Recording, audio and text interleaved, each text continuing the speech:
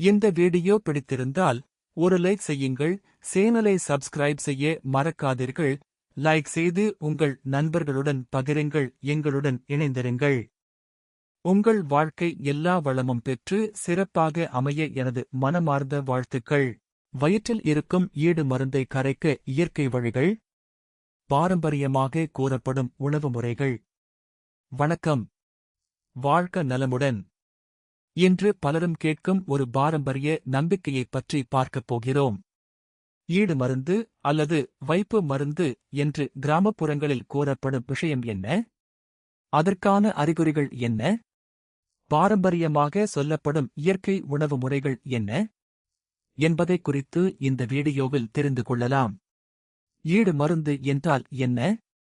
பாரம்பரிய நம்பிக்கையின்படி ஒருவரை தன் வசப்படுத்துவதற்காகவோ அல்லது அவருக்கு தீங்கு விளைவிப்பதற்காகவோ உணவு அல்லது பானத்தில் மறைத்து கொடுக்கப்படும் மூலிகை அல்லது வேறு பொருட்கள் கலந்த கலவையை ஈடு மருந்து அல்லது வைப்பு மருந்து என்று அழைக்கின்றனர்.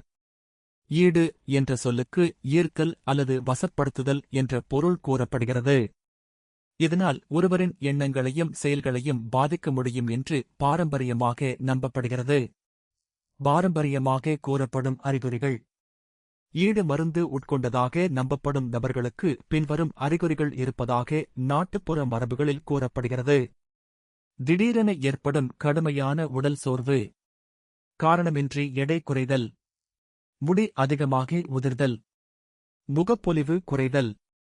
வயிற்றில் தொடர்ச்சியான வலி மற்றும் செரிமானக் கோளாறுகள். மன அமைதியின்மை, தூக்கமின்மை. ஒரே நபரைப் பற்றியே தொடர்ந்து நினைத்துக் கொண்டிருப்பது அல்லது அவர் சொல்வதை மட்டுமே கேட்பது போன்ற மனநிலை. பாரம்பரியமாக கூறப்படும் இயற்கை உணவு முறைகள். 1. வெள்ளை பூசணிக்காய். திருஷ்டி பூசணிக்காய் என்றும் அழைக்கப்படும் வெள்ளை பூசணிக்காயை கூட்டு அல்லது சாம்பார் வைத்து தொடர்ந்து எடுத்துக் கொள்ளலாம் என்று பாரம்பரியமாக கூறப்படுகிறது. இது வயிற்றை சுத்தப்படுத்தி உடலில் தேங்கியுள்ள கழிவுகளை வெளியேற்ற உதவும் என நம்பப்படுகிறது. 2. வெள்ளை முள்ளங்கி. வெள்ளை முள்ளங்கியை வேக வைத்து சாம்பார் அல்லது குழம்பில் சேர்த்து அடிக்கடி சாப்பிடலாம். பாரம்பரிய நம்பிக்கையின்படி இது வயிற்றில் உள்ள கழிவுகளை நீக்கவும் செரிமானத்தை மேம்படுத்தவும் உதவுவதாக கூறப்படுகிறது. 3. புளி ரசம் மற்றும் மிளகு ரசம். புளி ரசம் அல்லது மிளகு ரசத்தை உணவில் அளவோடு சேர்த்துக் கொள்ளலாம். இவை செரிமானத்திற்கு உதவுவதுடன் உடலில் தேங்கியுள்ள தேவையற்ற கழிவுகளை வெளியேற்ற உதவும் என்று நாட்டுப்புற மருத்துவத்தில் கூறப்படுகிறது. 4. அகத்திக்கீரை. அகத்திக்கீரை சாறு அல்லது அகத்திக்கீரை பொரியல் அடிக்கடி உணவில் சேர்த்துக் கொள்ளலாம். பாரம்பரிய சித்த மருத்துவத்தில் எந்தவொரு மருந்தின் வீரியத்தையும் குறைக்கும் சக்தி அகத்திக்கீரைக்கு இருப்பதாக கூறப்படுகிறது. இதனால் இது ஒரு முக்கியமான பாரம்பரிய உணவாக கருதப்படுகிறது.